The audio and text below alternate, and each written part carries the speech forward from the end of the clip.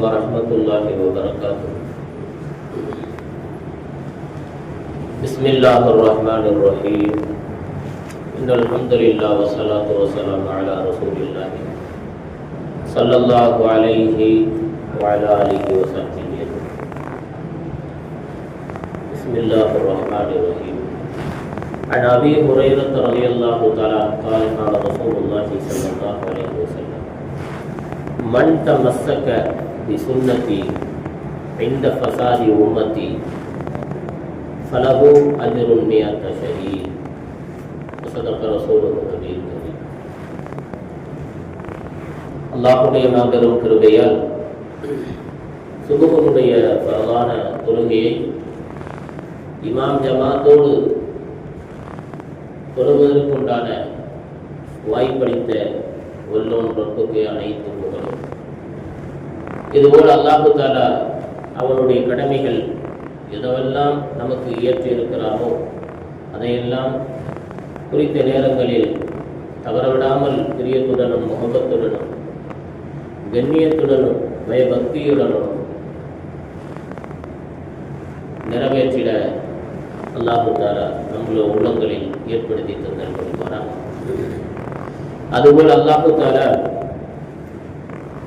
எப்படி சுபஹ் தொழுகைக்காக வேண்டி நாம் தயாரானோமோ இதே போல இந்த உலகத்தில் நம்மளுடைய உம்மத்துகளுக்கு நாம் கேட்கின்ற ஒவ்வொரு ஹதீஸுகளும் குர்ஆன் வசனங்களையும் பிறரிடத்தில் ஹயாத்தாக்குவதற்கு இதுபோல எவ்வளவு ஆர்வமாக வந்தோமோ அதே ஆர்வத்தை எல்லாம் நம்மளுடைய உள்ளத்தில் ஏற்படுத்தி தந்தல் புரிவார். நபிகள் நாயகம் ஸல்லல்லாஹு அலைஹி வஸல்லம் நமக்கு பலவிதமான ஹதீஸுகளை சொல்லி இருக்கிறார்கள். இந்த மரணம் என்பது எந்த ஒன்றுக்கும் இல்லாதது அல்ல, எல்லாத்துக்கும் மரணம் உண்டு. ஷைத்தானுக்கும் மரணம் உண்டு என்பதாகலாம் நாம் படித்திருக்கிறோம். ஷைத்தானுக்கும் மரணம் உண்டு. நம்மளுடைய ரூஹை எடுக்கக்கூடிய அந்த மலக்கு கூட கடைசியாக தன்னைத்தானே என்ன செய்து கொள்வார்? ரூஹை எடுத்துக்கொண்டு இந்த உலகத்தை விட்டு மறைத்து போவார். அப்ப இந்த உலகம் மையகம் அனைத்துக்கும் மரணம் என்பது உண்டு. மரணம் இல்லாமல் எந்த மனிதனும் எவ்வளவு தவம் செய்தாலும் சரி, எவ்வளவு இபாதத்து செய்தாலும் சரி, எவ்வளவு காட்டுக்குள் போய் மண்ணை தோண்டி கொண்டு புதைத்து கொண்டு வாழ்ந்தாலும் சரி, மரணம் என்பது ரூஹ் என்பது அவன் கண்டிப்பாக அதை கைப்பற்றியே தீருவான். ஆனா அந்த மரணம் எப்படி இருக்க வேண்டும்? உயர்ந்த மரணம் என்பது ஷஹீதுடைய மரணம். உயர்ந்த மரணம் என்பது ஷஹீதுடைய மரணம். ஆனா அந்த மரணத்தை 7 வகைகளாக பிரிப்பார்.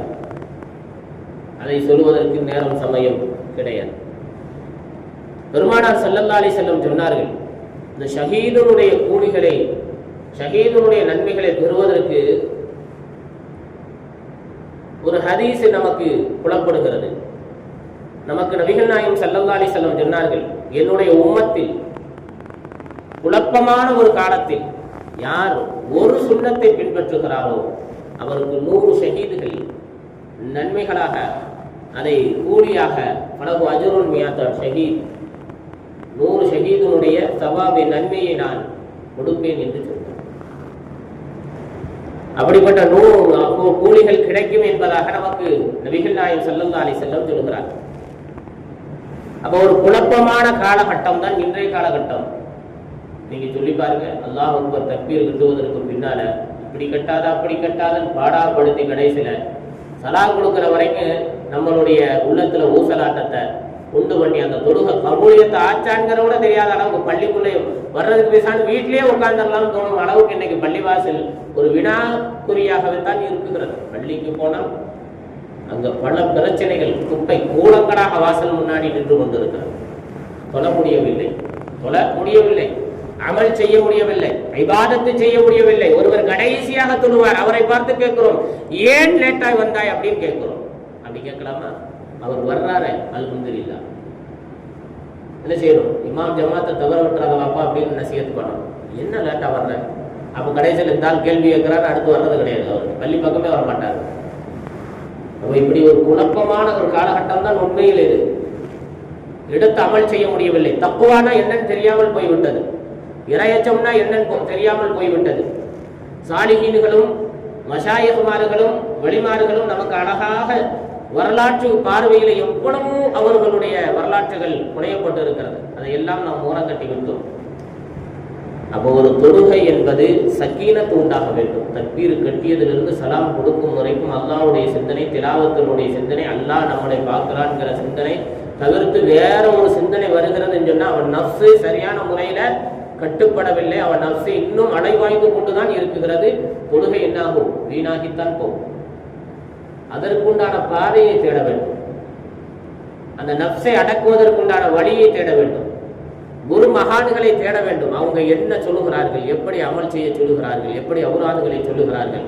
இன்னைக்கு நம்ம நாவுகள் களிமா சொல்லுவதற்கு, லா இலாஹ இல்லல்லாஹ் சொல்வதற்கு, சப்தங்கள் உயர்வதற்கு, சப்தங்களை உயர்த்துவதற்கு நாம் நாவு என்ன செய்கிறது? முடக்கி வைத்திருக்கிறோம். ஆனால் வெளியில் போனதற்கு பின்னால் டீ கடையிலும் அந்த கடையிலும் சப்தங்கள் உயர்ந்து மற்றவர்களுக்கு இடைஞ்சலை தரும் விதத்தில் நம்மளுடைய நாவுகள் சப்தங்கள் உயர்கிறது. அது எந்த விதத்திலும் லாபம் கிடையாது, இஸ்ராஃப், வீணு தான்.